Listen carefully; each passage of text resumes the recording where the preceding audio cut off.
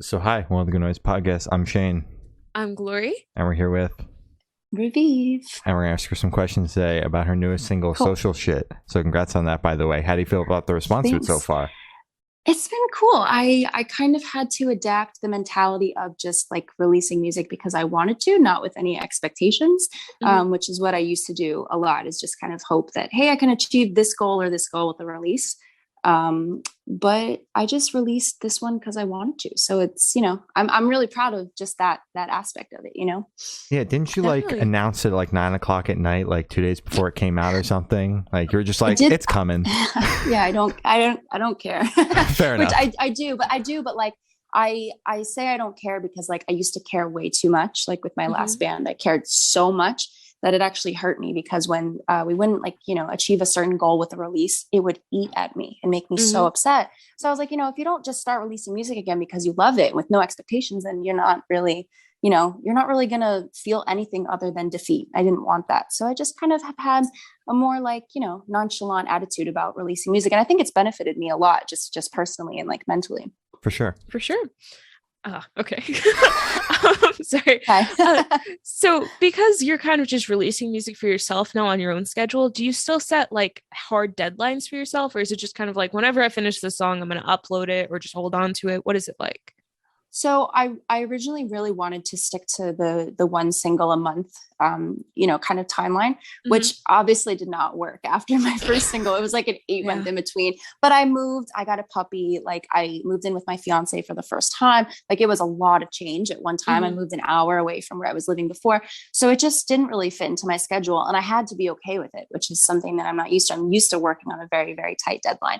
Mhm. So now with social shit, I said, I need it by this date. I need the master in hand by this date. I have to get back to kind of, holding myself accountable because if I Mhm. really want to release music, then I want it to be consistent. So it's like, with Sahara, it definitely was not that way. Mhm. but with Yeah. this one, like, I'm already setting up the next single. I was actually just talking about that with my fiance before I got onto this call. And I really want to stick to it just for my own sake. Like I want to Mhm. keep consistent with the creating art. So I'm gonna hopefully try to stick to deadlines again. All right. Okay, that's But fair. just kind of like, life got in the way a little bit before. Fair That's enough. valid. So is there any meaning behind the single name or cover art?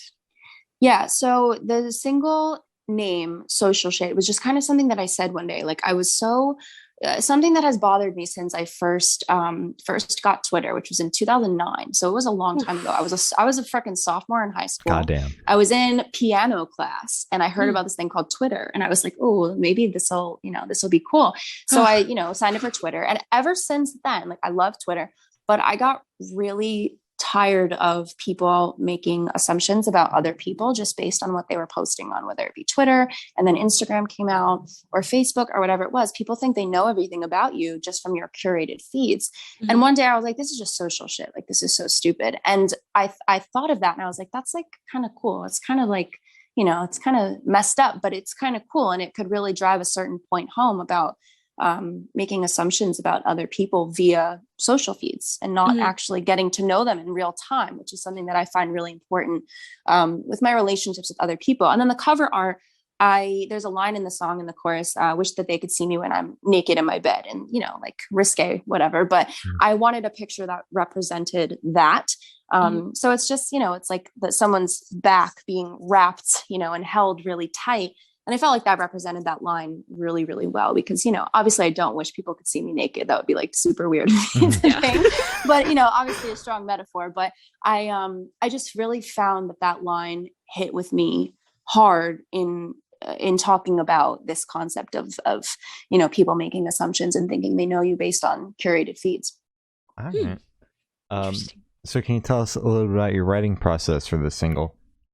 I actually wrote this single like a few weeks before it came out, and that's just a testament to changing the mentality of the nonchalant, release kind of idea. Mhm. I just loved it so much that I just put out. The track was written in 2 hours, and then it took me a couple days to kind of figure out how to exactly word what I wanted to say.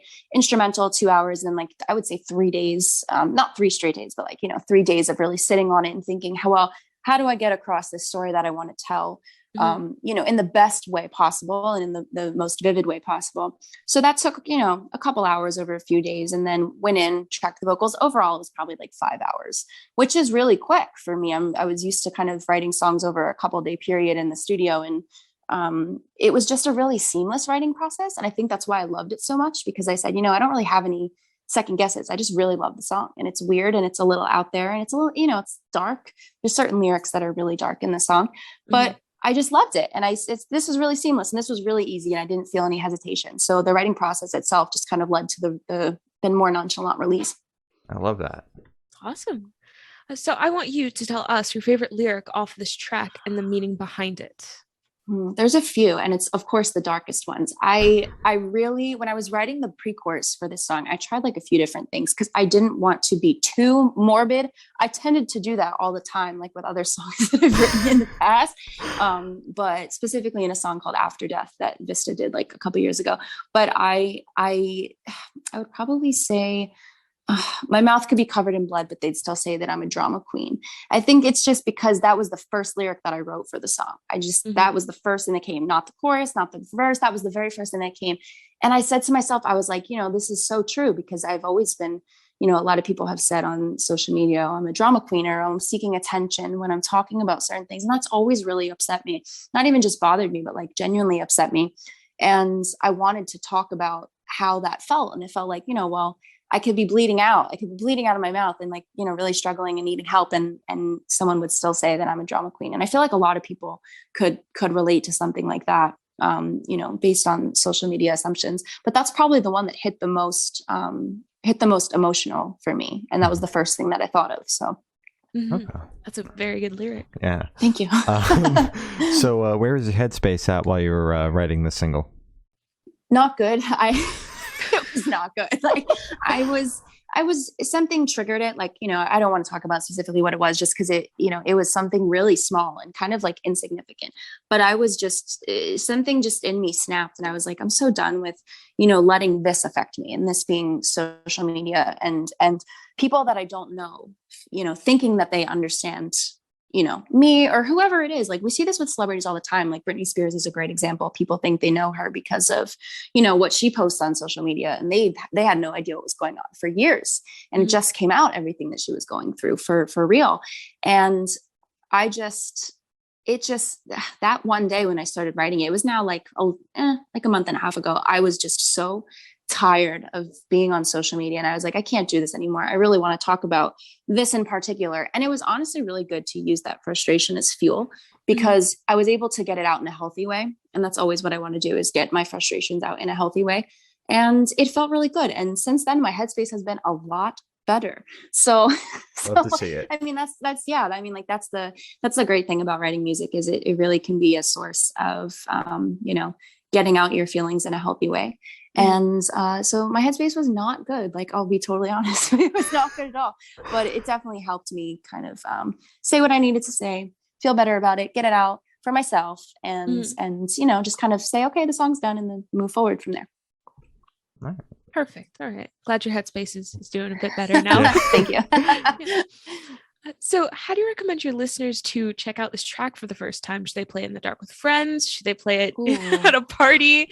Should they play it while they're working out in the gym? What do you personally recommend? Okay, I've never been asked that question before, and I actually don't know, because I've never thought about that before.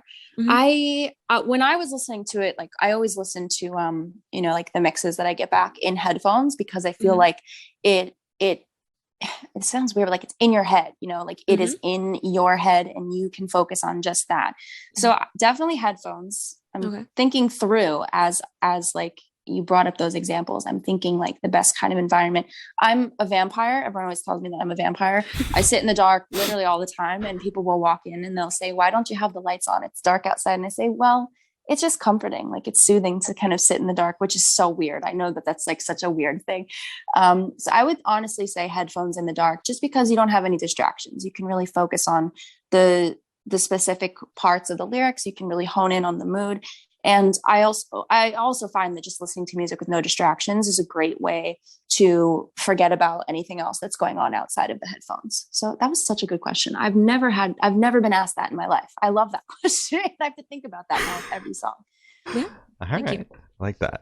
I think personally that if I listen to this in the dark with headphones on, I don't like the dark very much. Don't sit in the dark, for fun. Really? But I think I'd like piss myself because it's got like some haunting vibe to it, and like Dude. that blended with the dark, man. It I don't cracks me know. up. I don't know. Ravive is ghost pop. I said that from day one. I was like, I don't know what this means, but it sounds like you're listening to a ghost. Ghosts don't run. Ghosts like float around the hallway. And you're totally right. It probably would sound super creepy. Just makes me sound even weirder of a human being. Like I'm such a vampire. I'm surprised I have the light on right now, but you needed to see me in the interviews. Yeah, we do. Thank you for that. Yeah. So this question should be super, super quick. Off the top of your head, I want you to describe the single for new listeners in 3 words, no more, no less. Oh God. It's always the easier questions or like shorter questions that trip me up the most. Haunting, I think, is probably the biggest one. Raw, and is eerie the same thing as haunting? Kind of.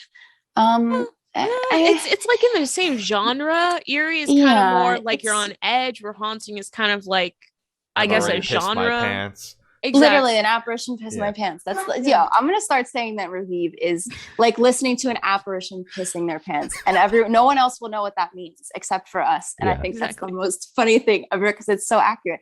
I would say haunting, raw, and straightforward. Okay. Perfect. All right. So is there a certain feeling or emotion you want this track to invoke in your listeners?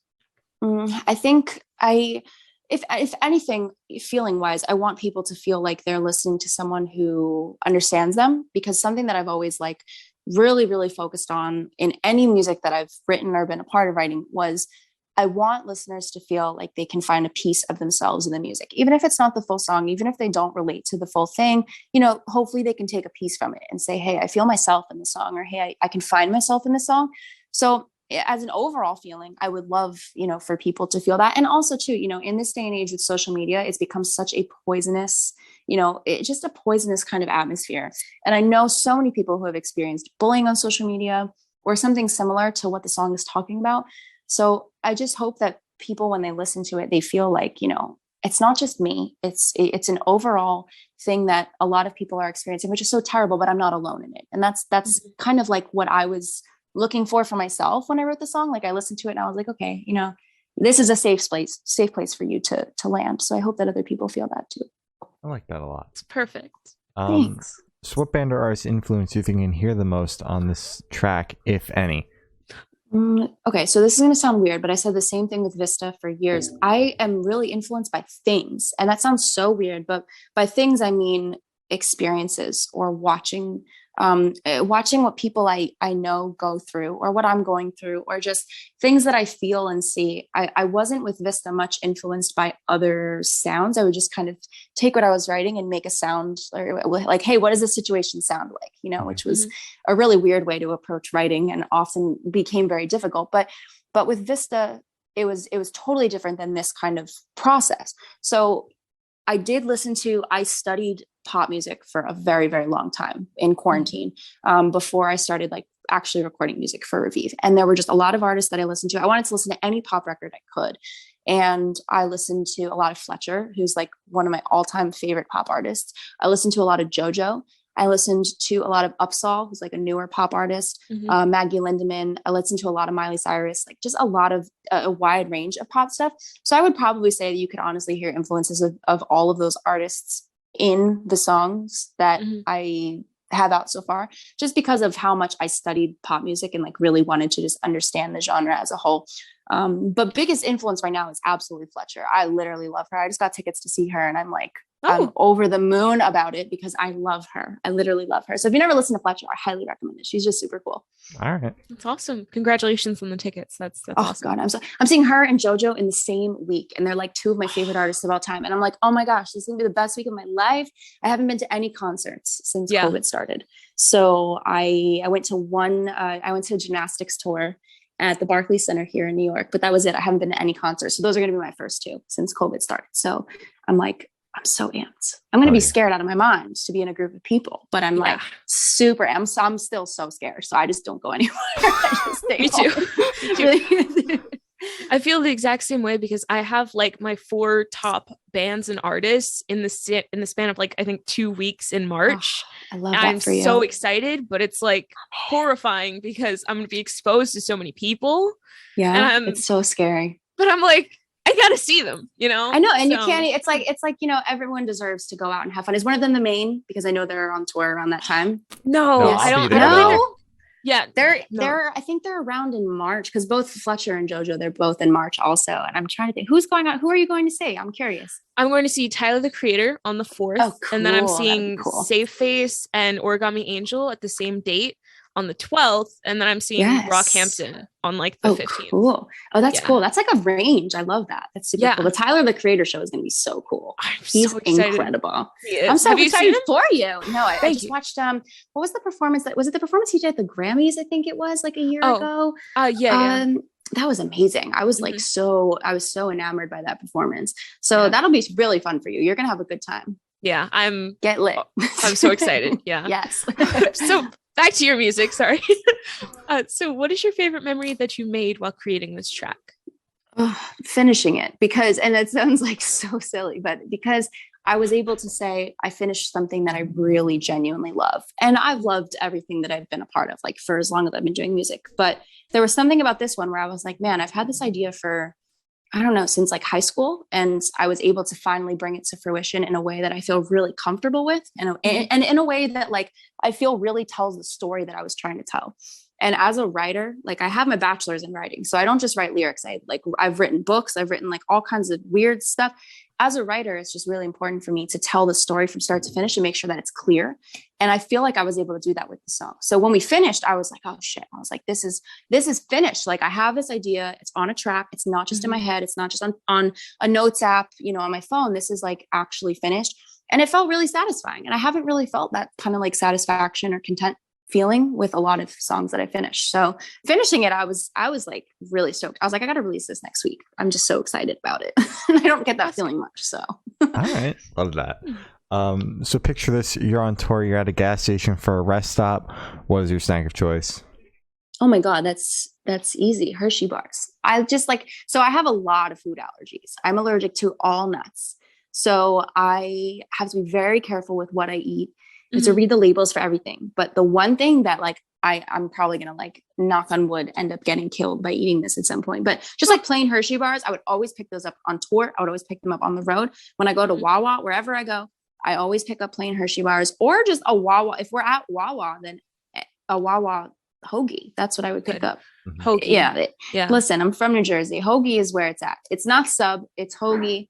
And I love Wawa. In New York, we don't have any. So it's depressing. I grew up around the corner from one. So if it's a Wawa, then it's a hoagie. If it's any place else, then it's just like a plain Hershey bar. And a Diet Dr. Pepper.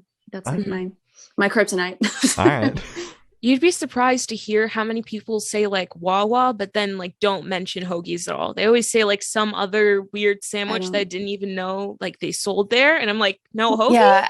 They, you know what it is like when Wawa first opened, they only sold like basic hoagies. And since then they've gotten so many, they sell burgers now. Yeah. Apparently. Yeah. It's, and I was like, bro, I dogs wouldn't. and- Hot dogs, oh god, that's so good. I've actually had like some of their breakfast sandwiches. They're okay, but like the wraps I don't like. The quesadillas I don't like. I know people swear by their mac and cheese. Swears by their mac and cheese and the quesadillas. I'm like, that smells fucking gross. Yeah, it's like in a cup. It's like my roommate really loves it. I just like, I don't know, it just smells weird. The burgers thing I can't get over though. I think that's so weird.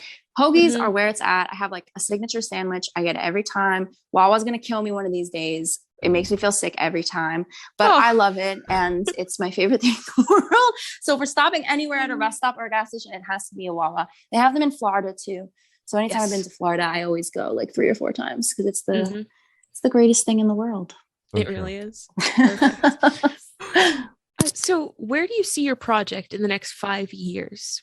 Oh God, I hope somewhere because I just like, I more than anything, I've always just wanted to pursue this as a career. Like it's never just been a casual thing for me. And that's hurt me and that's helped me in certain ways. Like it's hurt me in ways because I have set expectations for myself that I haven't been able to reach. And that's always really deafening at a point.